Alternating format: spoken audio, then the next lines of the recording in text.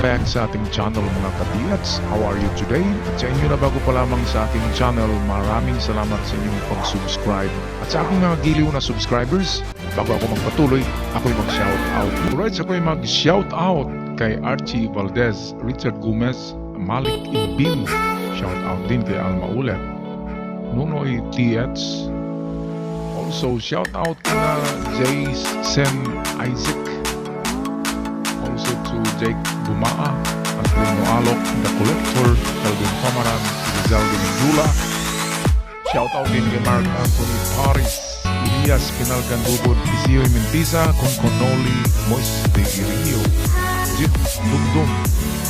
Shoutout din kay Rubilin, Fred Rickson, Virgie Ramada, Arnold Wapen, Enrico Mausisa, and lastly kina Arnold Scala, Lucky Crescenciano Sabinorio, Lito Calvo Kahadil, Claro Lacuata, and Ariel Utarbi. At sa mga hindi ko nabanggit na pangalan, shoutout sa inyo lahat guys. Tayo na nyo magpatuloy sa ating market analysis.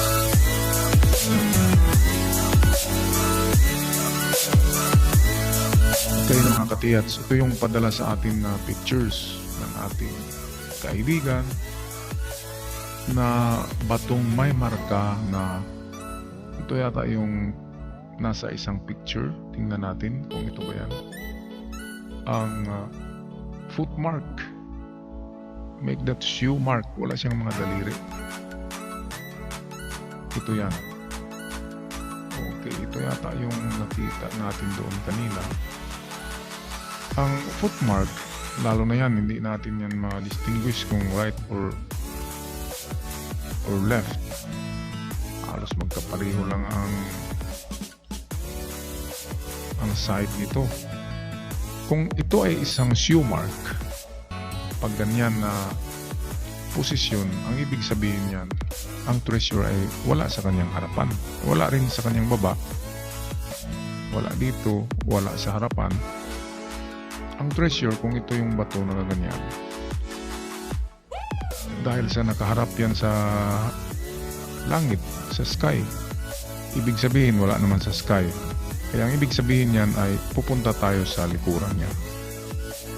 Yan. Ngayon, ang problema ay ang distansya. Okay, tingnan muna natin yung whole picture nito.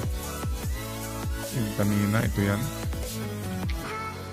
Ito yan guys, ang shoe mark. So nasa likuran,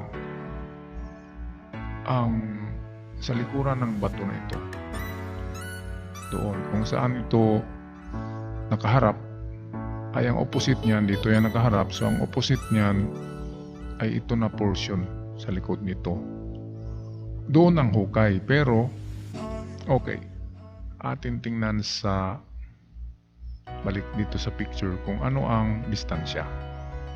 Okay, so kung ito yung bato, ito yung bato, and then okay, nandito yung shoe mark. Ang ibig sabihin ng treasure at the back ay pupunta tayo sa likod, pero meron tayong distansya na gagamitin or ating pagbasihan ng paghukay. So, ulitan natin mga katiyats. Ito yung bato. Okay. So, ang unang hukay dyan, kasi sabi niya treasure at the back. Ang unang gawin ay i-check ang likod nitong bato. Kung ito yung likod ng bato, nandito yung foot mark or shoe mark. Ang gawin nyo dito mga katiyats ay i-check nyo kung hollow rock ang likod ng bato. Pukpukin mo na yan ng martilyo or maso. At kapag tutunog or mabutas siya at may makita kayong hollow chamber, yun na yung treasure at the back. Pero kung wala dyan, yan ang unang gawin, ay diretso tayo sa hukay sa 3 meters. 3 meters. Ang unang hukay, and then kung wala sa likod yan, punta tayo sa 5. Hukay din ng 2 meters deep. At kung wala pa rin, last na digging distance natin ay make that 7 meters. So meron tayong 3, 5, and 7 meters na hukay at pwedeng isang hukay lang yan na pahaba. Open cut. So yan ang ibig sabihin ng ganyang footmark. At kung ang footmark naman ay nakaharap sa pababa, example ganito siya, nakaharap sa pababa, yan ang ibig sabihin na treasure under or treasure in the front sa distansya na 7. Ganun pa rin kasi ang foot size ng Korean soldiers, ang standard nila na pag-decode ng shoe mark or foot mark na walang daliri ay 7 meters yan or 7 inches kasi yan ang size ng kanilang sapatos. So kung i-convert natin sa meters, magiging 7 meters. 7 or kung mag-adjust tayo ay 9, 7 to 9 meters pag shoe mark or foot mark na walang mga daliri. Kaya sa tingin ko, balikan tayo mamaya na ito natin i-decode kung ano yan. So dito tayo balik sa kinalalagyan ng shoe mark na yan. Okay, at dahil pumunta tayo sa likod tayo pumunta kanina sa distance na 357, at kung wala dyan ay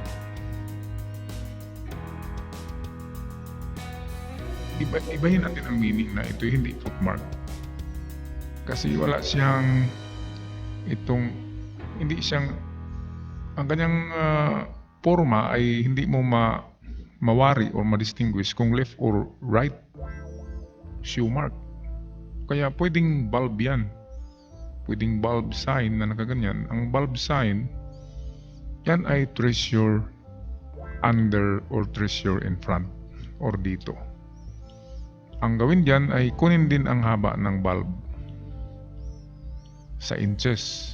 So kung sa tingin ko yan ay 8 inches. So kung yan ay 8 inches, magiging 8 meters siya.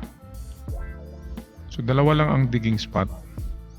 Under sa kanya, 1 meter.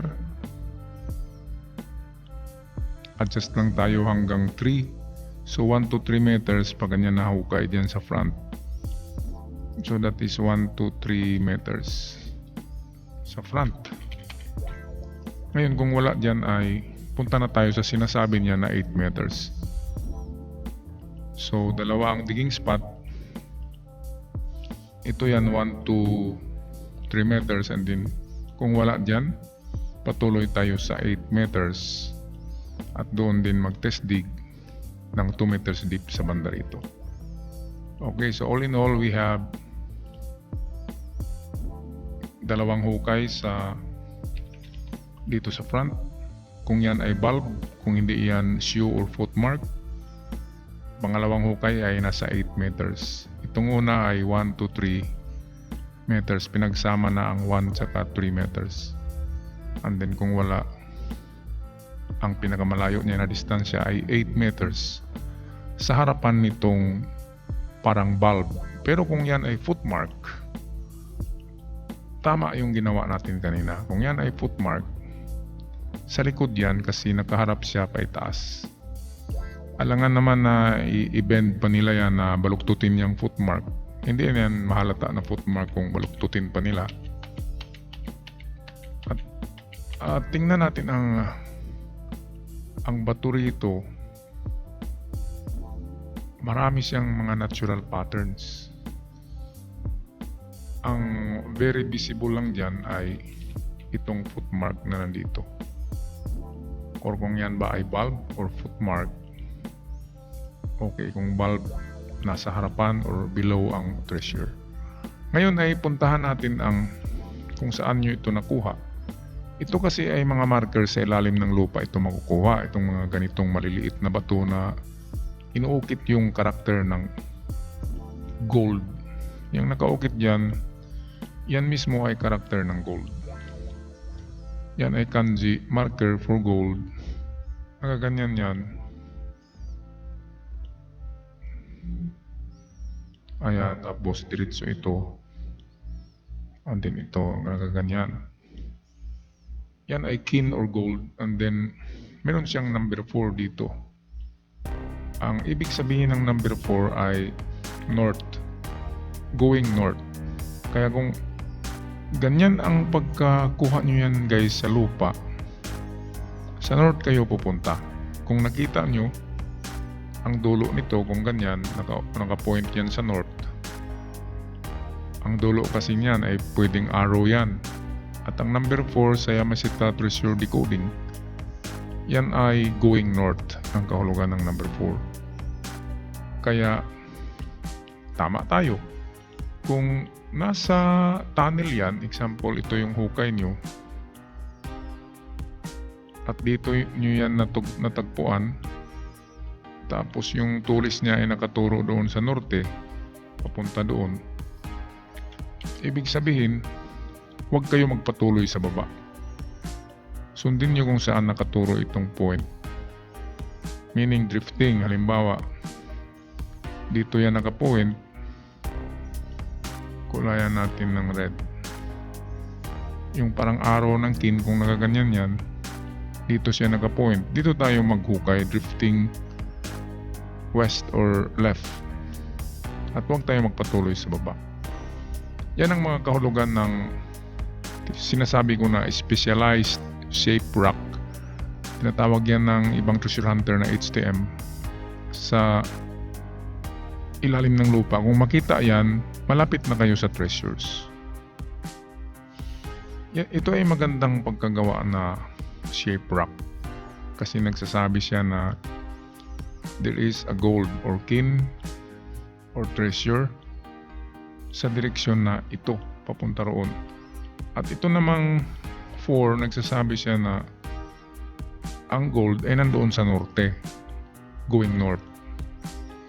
Kaya kung ito yung tunnel nyo mga katiyats, balikan natin. Halimbawa lang, dito nakaharap ang kin, ganyan. Kung dito yan nakaharap sa west, ay drifting tayo at huwag nang magpatuloy sa baba. At kung nakaharap naman yan dito sa kabila, sa opposite, dito tayo mag-drift, going right. At huwag na tayo magpatuloy sa baba. Ganyan ang Hapon maglagay ng mga marker. Biglang liliko, paiba-iba ng direksyon, pero sumusunod sila sa direksyon ng compass. Yung 4 na direksyon, pipili lang sila doon kung west ba sila mag-drift or north. At eksakto yan na mga direksyon. Para kung sila ang maghukay dyan, hindi sila papaltos.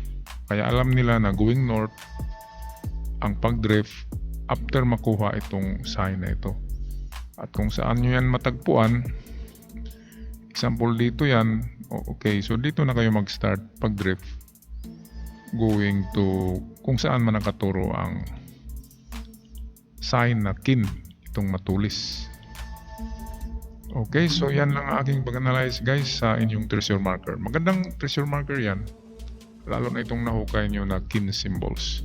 Ako'y magpaalam na. Catch me back on my next upload right here in our channel, The Surigao Sun, for more, and God bless you all. Ciao for now.